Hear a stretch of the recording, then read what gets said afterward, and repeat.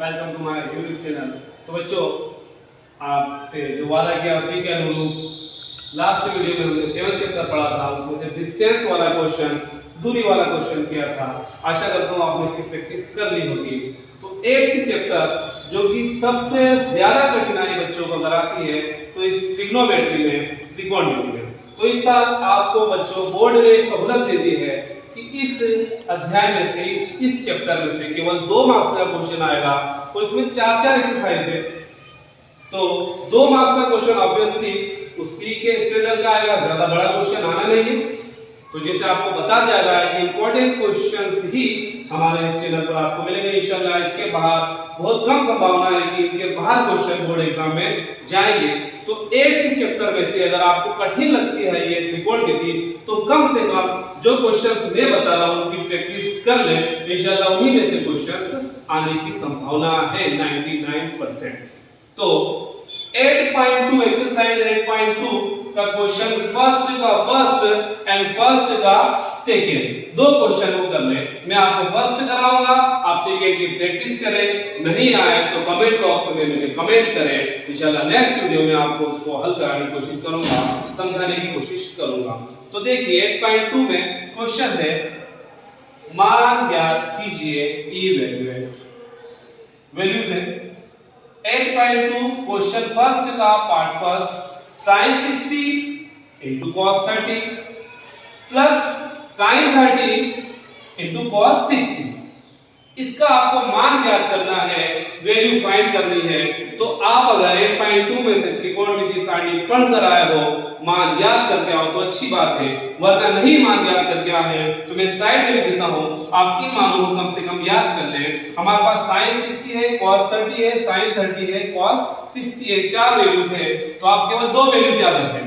sin 30 की जो value होती है वो होती है 1/2 और यही वैल्यू होती है cos 60 की। ये कभी-कभी मैं एक तो कॉलम में भी आया था कि sin 30 cos 60। sin 30 की वैल्यू 1/2 होती है और cos 60 की वैल्यू भी 1/2 होती है। तो sin 30 1/2 और cos 60 भी 1/2। ऐसे ही sin 60 की वैल्यू है √3/2 और वही है cos 30 की वैल्यू। जो sin 30 60 की वैल्यू है वो cos 30 की वैल्यू √3/2। तो 2 ही मान आपको याद रखना है और ये सवाल आसानी से हो जाएगा। केवल 2 मान है, आप देखें sin 60 cos 30 plus sin 30 cos 60। आपकी वैल्यूज हम यहां पुट कर देंगे। sin 60 आपको मान या नहीं याद हो, पूरी सारणी नहीं याद हो, तो केवल मैं आपको 5 मान बताऊंगा जब 9th चैप्टर पढ़ा होगा कि केवल इन मानों को, इन वैल्यूज को याद कर ले तो दोनों त्रिकोणमिति वाले दोनों चैप्टर कंप्लीट हो जाएंगे, कवर हो जाएंगे। sin 60 की जो वैल्यू है देखिए आप √3/2 होती है, तो sin 60 को लिखे √3/2 इनटू, ये इनटू में है cos 30। तो cos 30 की वैल्यू भी वही होती है जो sin 60 की वैल्यू होती है। तो cos 30 की वैल्यू पुट करेंगे √3/2 sin 60 into cos 30 प्लस का साइन sin 30 की वैल्यू होती है 1/2, पुट कर दे यहां पर sin 30 1/2 into cos 60 की वैल्यू भी वही है जो sin 30 की है। तो cos 60 1/2। अगली स्टेप देखिए, मल्टीप्लाई हो रहा है तो मल्टीप्लाई न्यूमरेटर में अंश का अंश में और डिनोमिनेटर का डिनोमिनेटर में, हर का हर में। तो √3 और √3 सेम रूट से है, तो √3 और √3 का मल्टीप्लाई करोगे तो √9 होता है। तो हम डायरेक्ट लिखेंगे √3 का मल्टीप्लाई कितना हो जाएगा 3, √9 मींस क्या हो जाएगा 3। 9 का जो वर्गमूल है, 9 का स्क्वायर रूट है वो 3 है। तो मैं डायरेक्ट लिख रहा हूं √3 रूट में सेम नंबर हो तो रूट कैंसिल आउट हो जाएगी। तो √3 क्या बचा, केवल 3। और नीचे 2 और 2 का जब मल्टीप्लाई करोगे तो 2 2 4, 2 दूनी 4।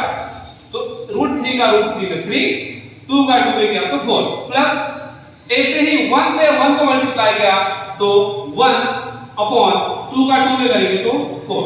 तो देखें आप लोग नीचे सेम आ गया 4, एलसीएम हम जो लेंगे तो एलसीएम आ जाएगा 4 और ऊपर एज इट इज, क्योंकि 4 को 4 से डिवाइड करोगे तो 1, तो डिनोमिनेटर सेम है। आप साधारण शब्दों में समझिएगा तो हर समान है ना, तो हर को एक बार ले लो, मतलब एलसीएम आ गया है वो, और अंश जो है एज इट इज 3 प्लस 1। अब मैं आपको उसकी पूरी मेथड प्रोसीजर में नहीं ले जा रहा हूं, है ना। आपको साधारण शब्दों में समझिए अगर, तो 3 प्लस 1 अपॉन 4 हर समान है। तो 3 और एलसीएम कभी किसी दिन वीडियो में आपको समझाएंगे, लेकिन अभी परीक्षा पास है इसलिए आप यही समझे 4 एलसीएम आया है क्योंकि हर समान है, और ऊपर 3 प्लस 1 एज इट इज, क्योंकि जब 4 से 4 को डिवाइड करोगे तो 1 आएगा, 1 से 3 में मल्टीप्लाई करोगे तो 3 आएगा।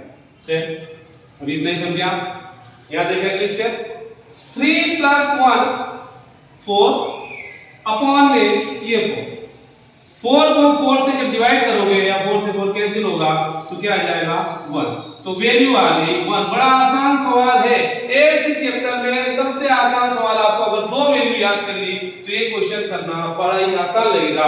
इसकी बार-बार प्रैक्टिस करें, खास तौर से जिनको ट्रिग्नोमेट्री कठिन लगती है, त्रिकोणमिति में परेशानी आती है, यह तो करें, साथ ही साथ आप इसकी भी प्रैक्टिस करें। इसकी वैल्यू जैसे cos 30 की वैल्यू हम लिख चुके हैं, sin 60 की वैल्यू हमें पता है, वहां से देखोगे। सिर्फ एक नई चीज है यहाँ tan 45, तो tan 45 की वैल्यू मैं लिख देता हूं यहाँ पर, tan 45 की वैल्यू है 1। आप इसको यहाँ पर पुट करें और क्वेश्चंस को हल करने की कोशिश करें, और ज्यादा से ज्यादा इस क्वेश्चन की प्रैक्टिस करें। तो आशा करता हूं आपको ये क्वेश्चन अच्छी तरह से समझ में आ गया हो। आप स्क्रीनशॉट लेना चाहते हो तो ले सकते हैं, और शुक्रिया।